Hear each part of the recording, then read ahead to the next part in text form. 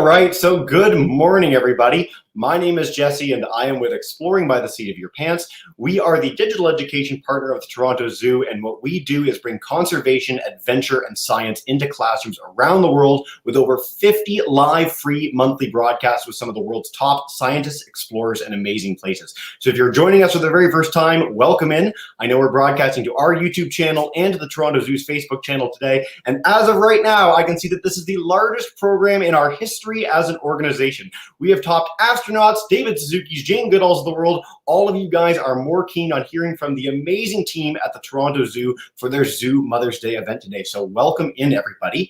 A quick note for everyone. The chat is going to get unwieldy rather quickly. So if you'd like to share questions and have them shared during the broadcast, in addition to our live classes, head to slido.com and use the event code MOTHERS. There you'll be able to share questions, upvote your favorites, and in general take part in an interactive way in today's broadcast. So we are about to dive in. I can't wait to get started. I hope you guys are as keen as I am, and I'm going to turn it over to Mary Ellen at the zoo. She is one of the top environmental educators that we work with as an organization in the entire planet.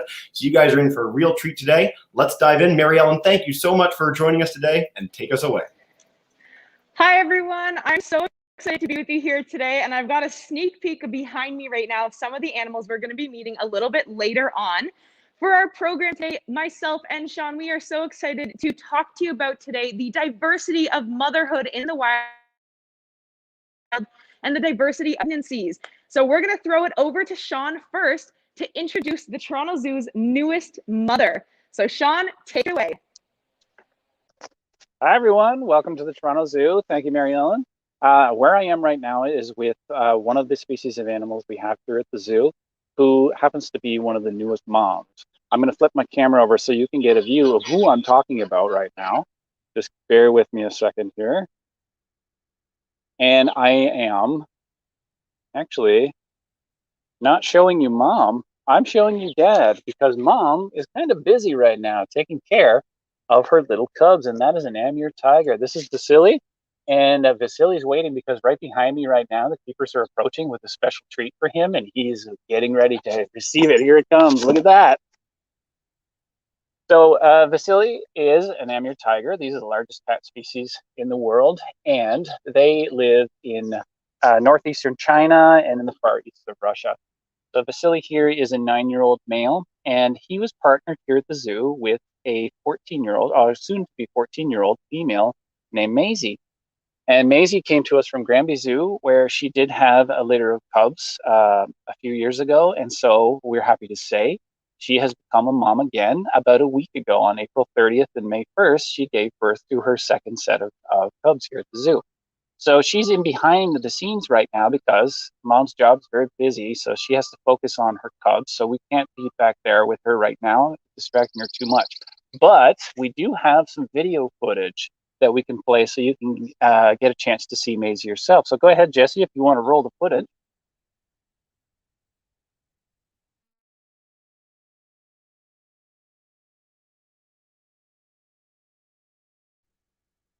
Amur tigers takes about 3.5 months for a baby to be born.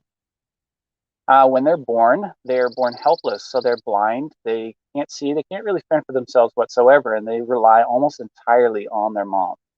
They have to have their moms around all the time, and mom stays with them the entire time as well. The only time that she leaves them is to go out and hunt to get something to eat and then return. Typically, Amur tigers have anywhere between 2 to 4 cubs each time. And they get about almost a year with their mom before they're able to start fending for themselves. And then it's another year or two after that before they really start to establish themselves as adults and move on into the wild on their own, form their own home ranges. So we expect that Maisie will be with her cubs for a little bit longer now, at least for a year. She'll have her cubs with her before they start to, the zoos and zoological institutions start to work together to figure out where the next places that the tigers might be.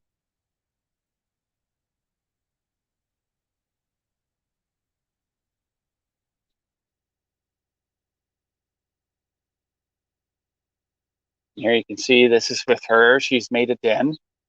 So when the tigers are about to give birth, they'll go and find a place to hide. it's safe, warm. It can be protected from the elements like the rain and the wind, and she can raise her cubs alone without having to worry about too much. So she can move them around. You can see tigers and cat species, they all pick their babies up in their mouth. They're not hurting them whatsoever. They're very, very careful with them. And that's just to help them move them and keep them close to mom. Because remember, they can't see. So they are smelling their mom and then listening for their mom's sounds to be able to stay close. And then sometimes mom gets a chance to take a break as well. So those little tiny cubs, they will grow very quickly over the next 2 to 3 years and can get all the way up to adulthood. If they're a male, they can go almost to 600 pounds. So they can go over close to 180, 200 kilograms, making them the largest cat in the world. And they're going to put all that weight on in a matter of about 3-4 years.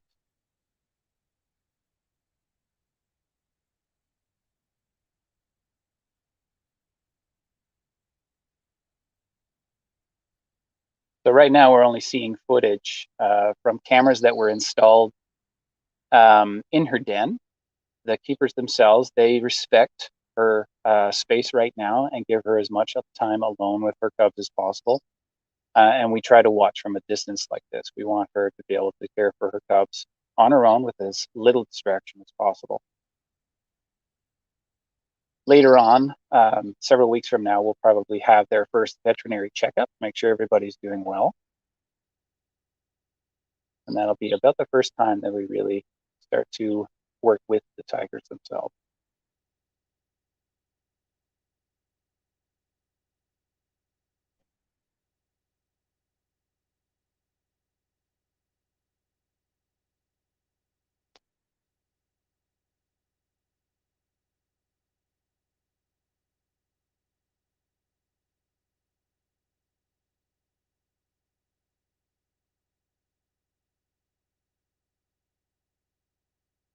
All right, so Vasily, he's all the way down here. He's got his box full of meat that he's been gnashing and breaking up while we were watching our video.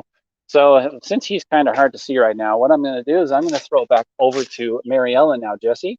And we've looked at what it's like for a tiger to have babies, but you know, pregnancy and having babies in the wild is a very diverse thing. So I'm going to throw it back to Mary Ellen and see if we can see what other kinds of pregnancies or raising kids look like in the wild. Fantastic. Well, thank you so much, Sean. What a neat opportunity to see our tiger live on camera and see that amazing video. Mary Ellen, back to you. Alrighty, that was really cool to see. Our tigers are absolutely amazing. We're very excited to have them here. We do have another quick video that we're going to bring up right now, as there are so many different babies right now here in the zoo, and the zoo is such a large place. It would take Sean and I running all over the zoo for way longer than 45 minutes to get to see them all. But don't worry, we've got some amazing footage of them. And let's dive in and compare the difference between Maisie's pregnancy and raising her cubs and some of the other animals here at the zoo and how they take care of their babies. All right. That video up for us here. Just pulling that up, Mary Ellen, right now. It has to be a little finicky, otherwise it wouldn't be a video broadcast. There has to be something go a little bit off the rock. That's okay. We can do some filler here for it. All good. So what we're going to be looking at in a second, though, is the difference between how animals parentally care for their babies. So first up here, we actually have our lemur leaf frogs. And what you're seeing here, it's a little bit hard to see because they're so tiny. They're actually tadpoles in the water. So all those little black dots with the kind of squiggly tail on them, that's what you're seeing there. Those are our lemur leaf frog tadpoles. Now, frogs are a type of amphibian, and many amphibians and reptiles in the world, their parental strategy is pretty much non-existent. You know, they kind of hope for the best with their babies. They're usually born really tiny and have to fend for themselves. And there's quite a few of them right now in that photo. I don't even know if we could count in the video right now how many tadpoles there are. And there's a few in different sizes, indicating to us that they have hatched at different times. They usually lay their eggs in the water or in a wet or moist area. And that's because the tadpoles and the little froglets spend the first part of their lives in the water. And they do eventually grow older and they start to get rid of their tail. They start to grow their back legs in. We're going to see a quick clip here in a second kind of a medium stage, not quite an adult lemur leaf frog, but not quite a baby as well. I'll be looking at him. And then we also have our final stage of lemur leaf frog in the end. Now to go through, there's our baby. So you can see he's got a tail, but he also has front and back legs still. So he's growing up, he's gonna become a full-size frog. Now to get in between our egg and our full adult stage in their metamorphosis, it takes about 60 to 100 days. So you can imagine that is a pretty quick timeline, but frogs, unlike human, live for a shorter amount of time. They only live for about 5 to 10 years. So animals like that need to be able to mature fast and grow up. Now we saw so many of those baby tadpoles there. Only a small percentage of them are actually going to survive to be the same size as our full grown one here. That's why there's so many born at once. Now, a really exciting birth for us here. Let's see if you can predict what animal this might be next by the photos here first. These are actually some tortoise here at the zoo. These are called spider tortoises, and they're a critically endangered species. So it's very exciting to have them here right now at the zoo. These ones were actually, their eggs were laid in August and in October of last year, and they just hatched in March of this year. So they incubated for a couple months. And while they were incubating, we kept adjusting their temperature. And that's because for a lot of reptiles, they are what's called sex dependent or temperature sex dependent. So the temperature we keep the eggs at actually determines if they're going to be male or female. Now our next little family here, they're pretty cute and probably one of our smallest families as well. These are our rule. They actually live in our Indo-Malaya section of the Toronto Zoo. Now birds are interesting. Our first two animals we just saw were reptiles and amphibians. And I mentioned there's really no parental care. Birds are kind of the middle ground. They'll invest some care into their babies, and they usually have smaller litters. So you can see right there, there's two of them, but then they will grow up and be fledglings on their own and fly away after that and leave their parents. Now the kind of next stage up from that, these are actually our golden lion tamarins. So Mom Claire just had a new baby born on March 29th. So we're very excited. We're going to see the baby, but it's going to be really hard. It's actually on her back right there as she sits in her hammock. So you can kind of see it's just on the top of her. They wear them like a little backpack, and that's to keep babies safe as they kind of parkour through the trees. Now, something that's really cool is they do live in a big family here. So we have mom, dad, and siblings. And what we're seeing now is there's a shared parental care. Mom was wearing the baby on her back, but now she's actually going to switch it over to one of the other individuals in their group together, and that's to give mom a break. You know, growing a baby, nursing the baby, making sure it's safe is a lot of energy invested, and they need to give her a break sometimes. So they'll take turns of who's carrying the baby around, making sure that it stays nice and safe, and they'll bring it back to her for nursing. So this is kind of the next level up that we see in parental care, as the baby will stay, and they try and stay in family groups throughout their life as well. So you can see that was the switch there. The baby's being brought over like a little backpack, and the new tamarin is wearing it. They're checking out, kind of adventuring around, and he's going into their little box to keep safe. Now you might recognize this little creature here. We've done quite a few programs. This is actually Poe and Tori. Now Poe is the smaller one on the left right now, and we're going to see him. This was when he was 10 days old. So he is one of our newer babies here at the zoo as well, and he was born December 1st of 2020. And this walking in the door right now is him from 2 days ago. So he's a couple months old now. He has gotten so brave. But I just wanted to show an update of him because we did a program with Jesse a couple months ago that can be found on the Exploring by the Seat of Your Pants YouTube page as well, where we talked about our baby zebra and our Przewalski horses here at the zoo. So this is Poe now. You can see he's quite a bit bigger. And he's going to stay with mom, Tori. He's also with sister Ray right now as well. So they're hanging out together as their little family grouping, and they're going to be together for a while. And when he gets older, he will go and move to be with his older brother, Obi, and his dad, Luke, as well. Now, you might have kind of noticed a theme there with their names, seeing it was just May 4th the other day as well. Something that's really cool here at the Toronto Zoo is you can actually help us name our babies. So whenever we have a really big baby born, we often put it up to the public to be able to help us vote on the name. So for our baby zebras, they've all been named after Star Wars. So keep an eye on our social medias. There's lots of fun little announcements that we do and games and things like that that you can vote on and help name our babies. All right, so we learned about the diversity. We kind of went from our animals being the least parentally invested to the most or closer to what we do as human beings parentally invested in our babies and offspring. But there's definitely some unusual cases out there in the world as well. So we're going to throw it back to Sean now, and he's going to show us some of our unusual moms and pregnancies, starting with our marsupials. Fantastic. Thanks so much, Mary Ellen. Let me turn it back to Sean and keep this train rolling. Welcome back, everybody. So I've moved. I was at the Tigers, and I've moved a little bit further down, and I am now standing inside our kangaroo walkthrough. And there's a wallaby there, but what we're looking for is our kangaroos, because one of our females, Tori, currently has a joey in her pouch. So like Mary Ellen said, these are marsupials. Kangaroos are marsupials. Marsupials are animals that are almost exclusively found in Australia. And what makes them so unique is that the females have pouches. And those pouches are used to carry the babies as the babies grow. Now with a kangaroo, they're only pregnant for about 30 days. That's it. When the baby is finally born, it's born about the size of the tip of your pinky finger. That's how big they are. And they have to be able to move from inside the mom up and into the pouch. They have to crawl on the outside by grabbing hold of the fur. So when a baby joey is born, their front legs are pretty well developed and their mouth is pretty well developed, because that's the only two parts that they are really going to use for the next several months, to hold on to things and to be able to drink milk. So here's Tori here, and her joey might stick his or her head out for us to see here if we come in close.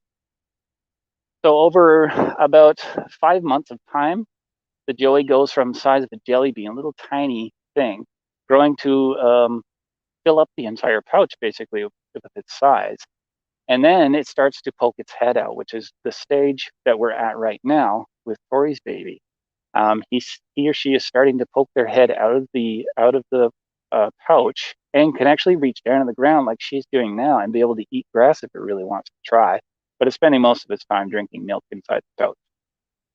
So what's also neat about marsupials like kangaroos is once a joey is born and is in the pouch and is attached and drinking milk, mom can become pregnant again at that point in time. That means that with a kangaroo, it's possible that at any given time, they could have 3 babies on the go at different life stages at the exact same time. So she can have a baby on the outside who's still drinking milk, which her joey's not there yet. She could have a joey inside the pouch who's still drinking milk. And then she could have a newborn baby joey, just the size of a jelly bean, inside the pouch. And what's even crazier is she has the ability to create 2 different types of milk to feed the different joeys at the different life stages. So for a little tiny jelly bean sized joey, she produces a higher fat content milk for them. But for the joeys that are much larger and more independent, there's less fat content in their milk. So she can actually produce 2 different kinds of milk at the exact same time. So she's living with her group over here. There's the rest of the kangaroos all hanging out in the back here as well. And they're very curious because it's not like there's a lot of people who wander through and see them these days. So they're very curious about us. And there's Dad there. That's Simon. He's much larger than the rest of the kangaroos. And we know he's the dad. And here's one of our little wallabies here, which is a cousin of a kangaroo. We'll come back down, see if we can get one last chance to see if the joey sticks its head out for you. Oh, there's a good sign. Real close for you. Here you go. And there she goes. And you can see how the pouch comes in handy for a kangaroo to be able to carry the baby with her when she moves around without having to use her arms to carry the baby. It keeps all 4 of her limbs free to be able to move really quickly if she needs to. So marsupials are unique in the pregnancy and mom world, basically, because they have such a unique way of going about it. But they're a mammal. Our tigers were mammals as well. They had their own version of doing everything. So let's hand it back over to Mary Ellen to take a look at one more animal before we head into our question period. Awesome. We're back with you, Mary Ellen. Let's check out these big guys. I think our audience is going to know what these guys are offhand without you needing to explain it all, but it's pretty exciting. We're getting a nice view. Oh yeah, definitely a good view here. So in case you don't know, we have some of or technically our tallest residents here at the zoo, and some of our newest as well, with baby Amani here as well. So these are our Maasai giraffes. The one directly in front of us right now who we're looking at, this is Kiko. He is our male, or our dad giraffe. He's a pretty tall guy. He's coming over to check us out here. To his left, we have our mama. Happy early Mother's Day here, Mastari. And behind, checking out, just making sure the coast is clear. Oh, hello there. Thank you. Hi, buddy. He's like, I want the star here. This is baby Amani. Now, Amani's full name is Amani Innes Dag. And she is actually named after a very incredible woman who loves giraffes and Innes Dag. You should definitely check her out. We're actually doing a program with her. If you check out on the Toronto Zoo website right now, you can be part of a program with her coming up in the near future as well. So we have baby Amani here. And if you recall, if you've been following us through our COVID times, baby Amani was quite a big deal for us as she was born last May, specifically May 12th. So if you're doing your math here, today is May 7th. That means it is Amani's birthday very soon, as she is going to be 1 year old. So happy early birthday here, Amani. We are very excited to be celebrating that with her. And it was a very long awaited arrival. So we've talked about our animals here today and the difference in all their pregnancies. And giraffes here, they can be pregnant for about 15 months. So once we knew that they were pregnant, we had to wait 15 months to meet baby Amani here, and we are so excited that she came. Now, believe it or not, she looked pretty similar to what she looks like now, just a slightly smaller version. And that's because giraffes, as they are a prey species, once they are born, they need to be able to get up and start moving with mom and the herd. They cannot be on the ground for long. They need to be able to move and run. That's because they're especially at risk as babies for any predators like lions and hyenas nearby. So they got to get up on their feet. So she is quite big. I am 6 feet tall as a person, and I am looking up at her as we're standing here right now. So she is about, I'd say probably over 10 feet now. She's 9'11". There we go. We got a full confirmation. So she's growing, and she'll keep growing up until about the age of 5, which is pretty impressive. Now, there's something else before we go to our question and answers, because I know we'll have some great questions about all the animals we've seen today, especially our giraffe family here. We have a very special announcement coming up to Mother's Day weekend, and I encourage everyone to go check out the Toronto Zoo social medias. So it's just at the Toronto Zoo on Facebook, on Instagram. We have a very special family announcement for our giraffes. So head on over there, see if you can figure out what the special news might be for our little family here, or very tall family, I should say. Alrighty, Jesse, we're going to throw it back to you and do some questions now. Fantastic. Mary Ellen, this is such an amazing moment. You know what? You don't need me on camera. We're going to leave the giraffe on camera. I can talk about that. Live animal interactions, you never know what you're going to get. That's like the most special thing we've had in any of our broadcasts. So what an amazing experience live on camera. Unbelievable. So yes, guys, we are going to dive in with questions. We've got some live groups with us from all over North America. You guys have been amazing on the Slido chat. So again, if you haven't shared questions there, slido.com, the event code MOTHERS. And I want to start with our top question of the day on Slido, which is from Mrs. Snow's class. And we had this a bunch of times. Is there an animal that is the most protective of their baby? We've got people really keen on this, Mary Ellen. Anything that really jumps out as being just the best mom in the animal kingdom? Ooh, the best mom in the animal kingdom. Well, I have to say, we don't want to single any moms out here, as they are all incredible in any shape or form that they come in. And they all do such a great job because they're helping with their species and keeping their species alive for the next generation. So we appreciate all of them out there. Coming to mind, though, maybe the most protective ones. You know what? That's a really good question. Sean, can you think of the most protective mother out there? The best mom in the world is my mom. That's That is probably a not good the one. answer you're looking for, though. I'm gonna have to assume that. I was going to say, actually, people do, to my knowledge, have the longest period where we care for our young of any animal on this planet. So apes in general are really high up there. A lot of the animals that are the most intelligent species happen to have some of the longest periods where mothers care for their young. So Sean, your mom might actually be the best mom in the animal kingdom, which is pretty cool. So thank you for sharing that. Well, when it comes to the non-human variety, though, I will say that orangutans are next in line behind humans for caring for their young the longest period of time. So for an orangutan mom, she'll keep her baby with her, even though her baby's not a baby anymore by this point in time, but sometimes upwards of 8 years. Wow, very cool. Well, thanks, Sean. All right, welcome. guys, we're going to go to our live classes now. We've got Miss Miles joining us in Johnson City, Tennessee. If you want to come in and share a question with us to kick us off, go for it. Hi, Miss Miles. Hey, I have some remote learners from at home, and one of their questions is, which of your moms has the most babies at one time? Okay. That's a good question. So that would probably have to be our amphibians we met. So our lemur leaf frogs. Those animals like amphibians and reptiles, they can lay hundreds of eggs at a time, if not more.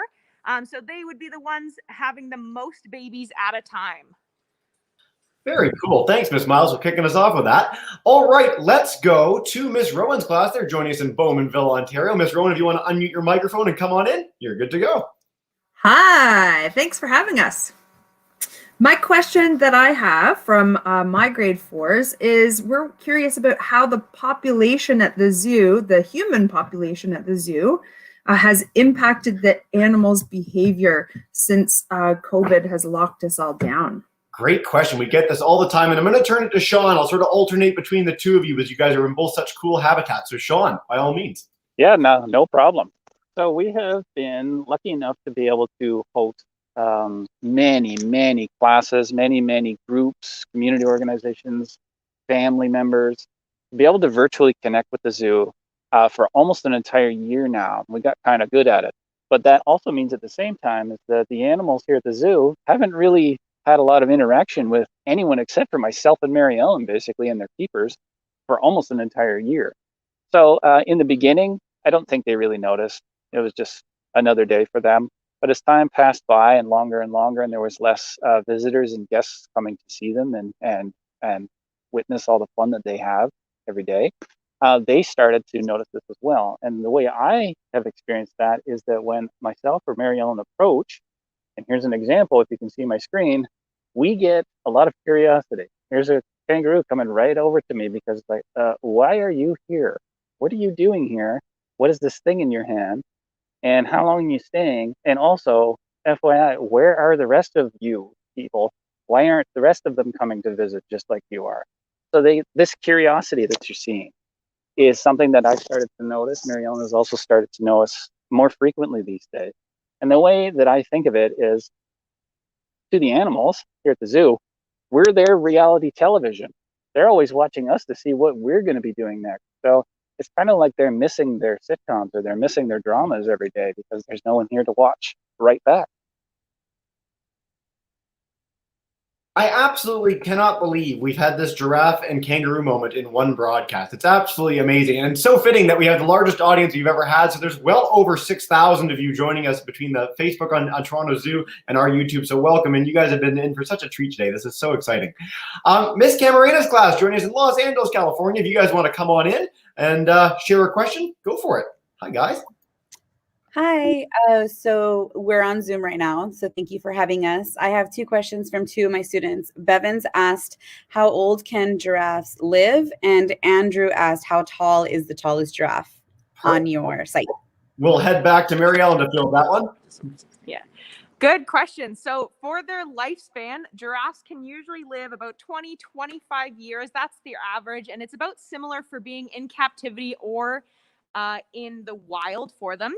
Now, Maasai giraffes here, that's the type we have at the zoo here. They are the world's tallest type of giraffe. They can grow to be about 18 feet, but Kiko here, our male, he is our tallest we have, and he is about just over 16 feet tall. So he's a little bit smaller than they can get at their biggest height, but he's still pretty impressively tall here. And you can see We got Mastari here, our mama, giving us a good show as she's getting her herbivore cubes here. I wish I had some herbivore cubes before I started this broadcast today. They were delicious.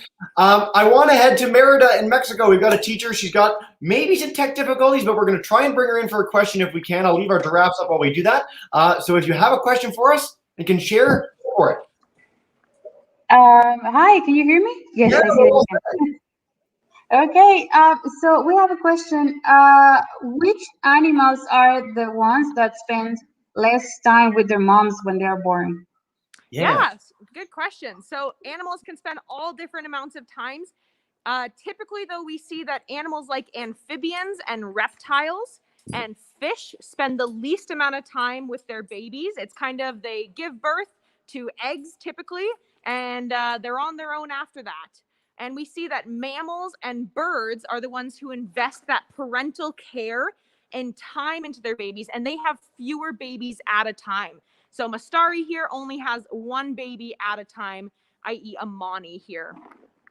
I'm really glad we got that question. It's a nice follow-up to our earlier question about sort of the best mothers in the animal kingdom, is that there's so many different strategies for having young, whether it's thousands and scattering them to the wind, spending all your time on one. They're all equally valid. They're all great ways of sort of raising wildlife. And that's how we end up with all these different amazing creatures on this planet, like our giraffe here, who again is just putting on quite the show.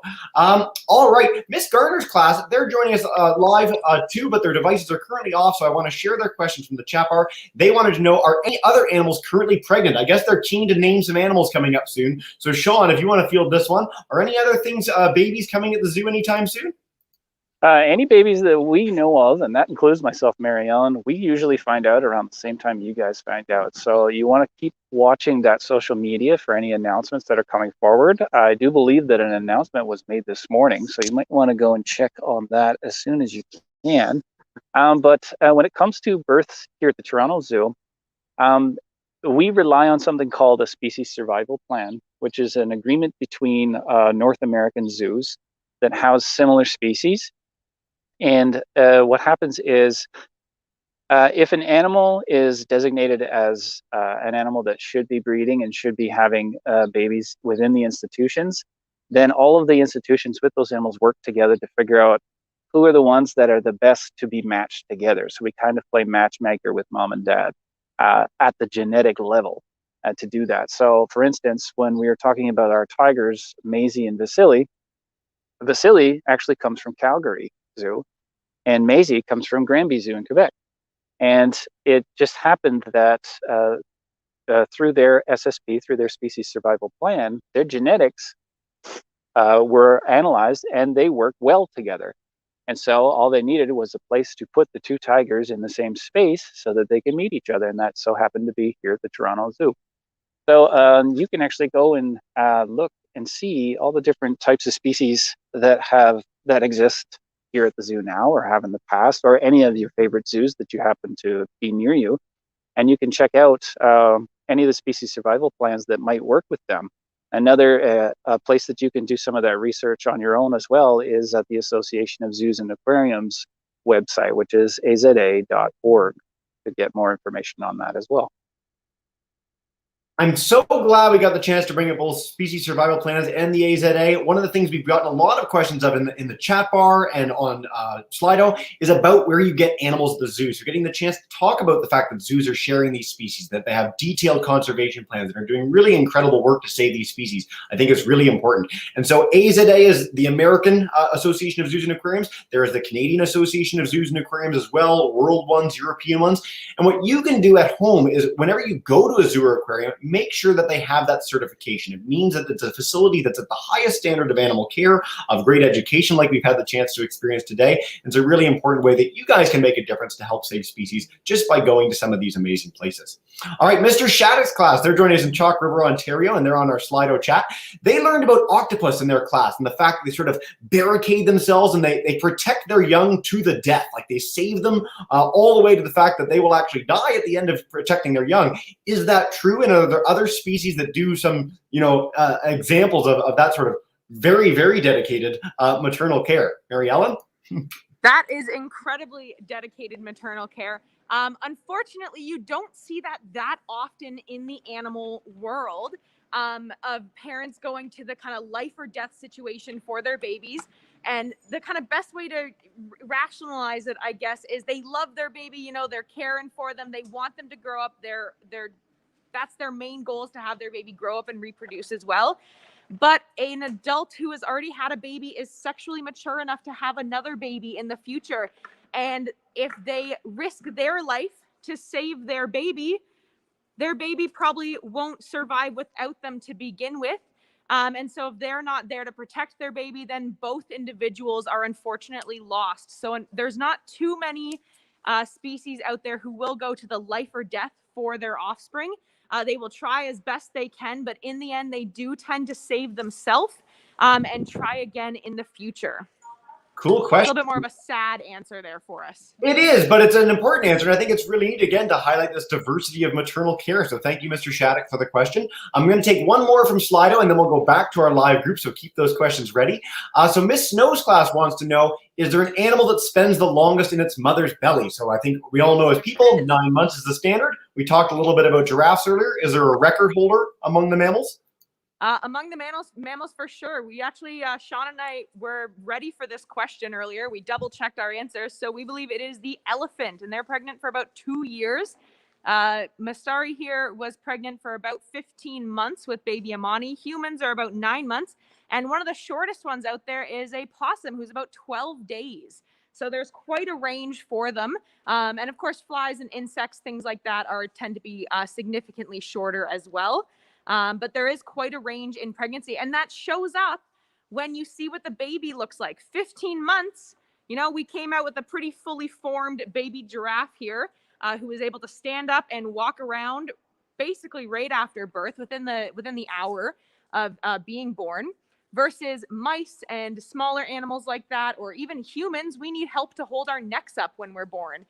We need assistance with that. So the longer the time in the stomach there, in the mom, usually gives us a more fully formed baby. So I'm very distracted right now. If you can't tell, there's I can tell. some giraffes right over top of me here. As one does at the Toronto Zoo. I hope you guys have the chance to bring in so many more people to have experiences like this in the not too distant future. This is wild. Professional detachment out the window. This is just too cool. I want to head back to Miss Miles' class. If you guys have another question for us in Johnson City, come on back in, and you're good to go. Hi, guys. Hey, Miss Miles. Hey. Hi. That's okay. Well, you're welcome back for a question if you'd like another one. Harvey, do you have a question? Yeah, my question was, how long has the zoo been a thing? Yeah, how long has the zoo been open and had animals? Perfect question. Thanks, Harvey. So Sean, we've had this question in the chat a bunch too. How long has the zoo been open? Do you guys have any first creature that you guys brought up when you started? So the zoo, the Toronto Zoo, has been around since 1974. So we're closing in on our 50th year anniversary very soon. And we have expanded quite considerably to be now the third largest zoo on the North American continent. So at any given time, throughout that time, we've expanded up to roughly 400 species represented here, with within those species about 5,000 individuals that are cared for every single day by our wonderful team of keepers. Very cool. I've had the privilege and luxury of getting to visit a lot of zoos around the world in my life. It's one of my favorite things to do when I travel. And Toronto Zoo, my home zoo, is still one of the absolute best on this planet. I really hope all our classes today in Ontario get the chance to visit in person. It's a really special place. I think we've got a chance to see that today, more than ever. So I hope you all get the chance to go. And again, in the meantime, I'll bring this up on a banner while we're waiting for our next question. So many banners, so little time. But you can check out more amazing zoo programs at torontozoo.com/zoo2you. They do incredible stuff. I really encourage you guys to watch that. All right, back to Bowmanville. Miss Rowan's class, if you guys want to bring in a question, go for it. Sure, thank you. Some of my students are asking lots and lots of questions. So Naomi wants to know, why are giraffes' tongues purple? Great question. So we've gotten some great giraffe tongue content today. So it kind of goes back to what they're eating in the wild. So kind of along their backdrop here, you can see we've got some tall trees. They're coming over to say hi again.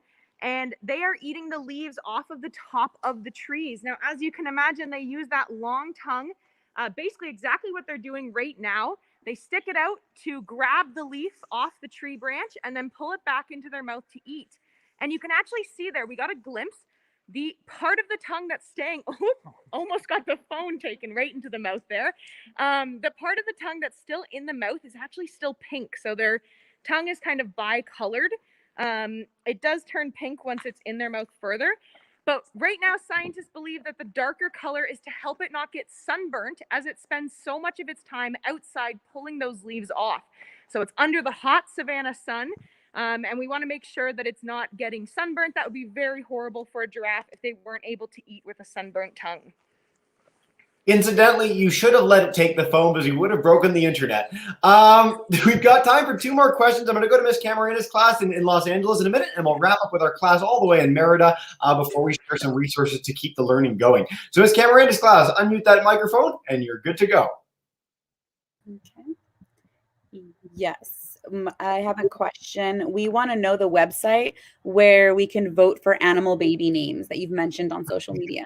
Awesome. I'll turn it back to Sean, and I'll bring that up in a banner as well. But Sean, if you want to share that with us again, go. Sure, yeah. If you go, you can go to Toronto Zoo has an Instagram page. We have a Facebook page. We have a Twitter page. We even have a TikTok account now, believe it or not. And if you watch any of those social media pages, we do put up announcements of once animals have reached an age where it's time to pick a name out for them. We typically will put it out to our guests to be able to vote on those names and take suggestions for possible names going forward into the future as well. So you'll want to keep an eye out in the next coming few months. I imagine we'll probably be putting out an announcement about our little tiger cubs. I'm willing to bet. Awesome. I think you guys should really go dark with some of the zebras. We should have some Sith zebras in the near future. I know we've got some very nice Star Wars characters, but we could mix it up a little bit. We're going to take one more live question. I know we could chat all day long. The YouTube comment section is insane. You guys are so keen on this, and it's awesome. So I really appreciate the enthusiasm. But let's head back to Merida. And Mary Ellen, if you guys want to join us with one more question in Merida, just unmute that microphone, and you are good to go. Hi, all the way in Mexico.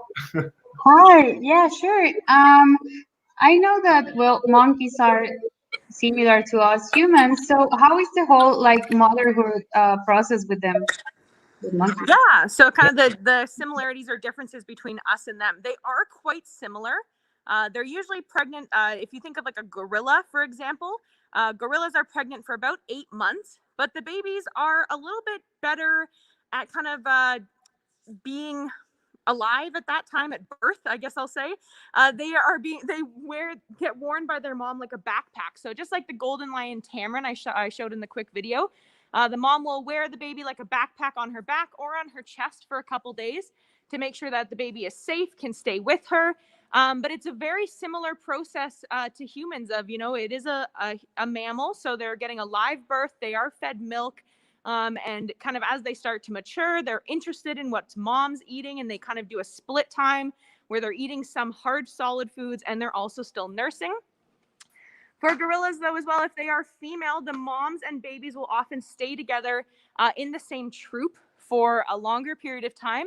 Whereas for a lot of species out there, if it is a male baby or offspring, the males will go off on their own to find a new grouping of females to call their new family and start their family with.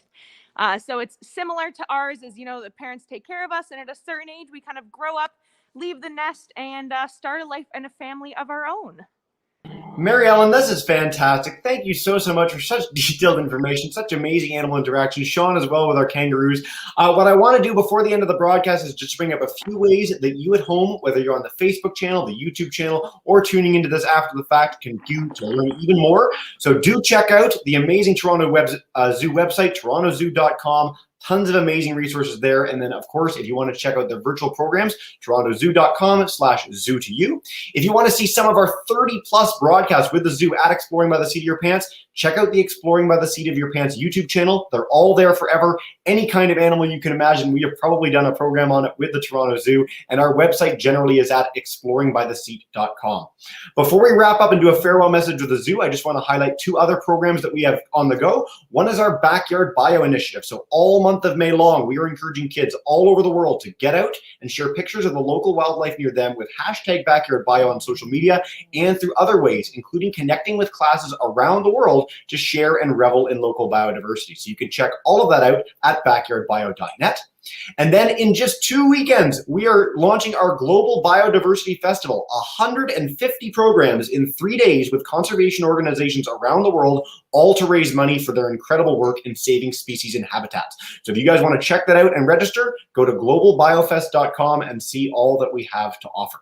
All right, with that, I want to bring back Mary Ellen and Sean, offer them both a chance to say a farewell message to us before we bring in our classes to say a big thank you and goodbye. So Mary Ellen and Sean, thank you so much, guys. This has been such a special program today. Is there any last message that either or both of you want to share with all our kids, 6,000+ people across the continent, to leave with about the zoo and all the work that you guys are doing? I'll just say thank you so much, everybody, for tuning in. Be sure to check out all of the videos we've done with Jessie on the Exploring by the Seat of Your Pants YouTube page. Come check us out at Zoo2You, and we'd love having you. Happy Mother's Day weekend, everyone. Yes, happy Mother's Day weekend to everyone. Thank you, everyone, for joining us. And if you want something to laugh at, you can always go back a year ago and watch how not good at this me and Mary Ellen used to be. Our first program ever was with the giraffes. It's basically a year to the day. It was the most watched video we've ever had, but it's the most sketchy tech we've ever had. So we have improved radically on our video broadcasting chops.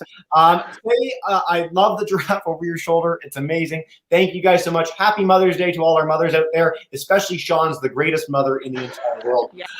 With that, I'll bring in our classes, Miss Smiles, Miss Rowan, Miss Camarena, and our teachers in Mexico, and say a big thank you and goodbye, farewell.